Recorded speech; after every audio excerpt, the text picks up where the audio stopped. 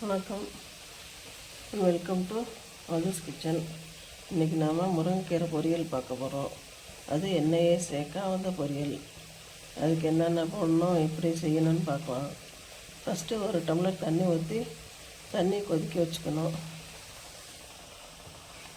இது சீரகம், மிளகாய், வெங்காயம் இது எல்லாம் இதில் போடணும். இந்த தண்ணியில், கொதிக்கிற தண்ணியில் போடணும். போட்டுக்கலாம். போட்டுட்டு அப்புறம் கீரைக்கு தேவையான உப்பு போட்டுக்கலாம்.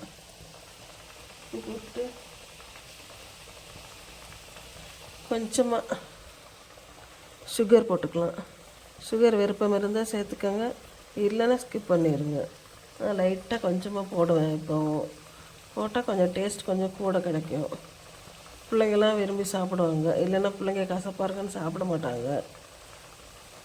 இது கொதிக்கட்டும், அதுக்கப்புறம் கீரையை போடலாம். இப்போ இந்த வெங்காயம்லாம் நல்லா வெந்துருச்சு. இப்போ கீரையை போட்டுக்கலாம். கீரை நல்லா 2 டைம் அலசி வச்சுருக்குறேன்.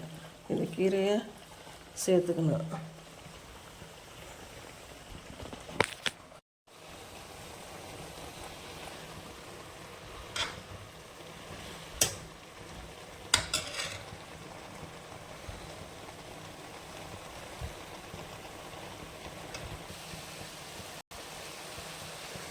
இப்போ தேங்காய் போட்டுக்கலாம்.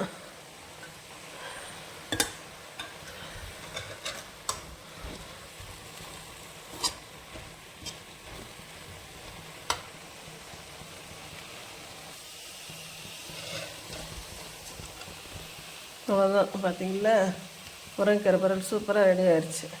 இது சாப்பிட்டு பார்த்தா டேஸ்ட்டாக இருக்கும், செம்மையாக இருக்கும், சூப்பராக இருக்கும். இதே போல் நீங்களும் செஞ்சு பார்த்துட்டு லைக் பண்ணுங்கள். இந்த வீடியோ பிடிச்சிருந்தா லைக் பண்ணுங்கள், ஷேர் பண்ணுங்கள், சப்ஸ்கிரைப் பண்ணுங்கள். தேங்க்யூ.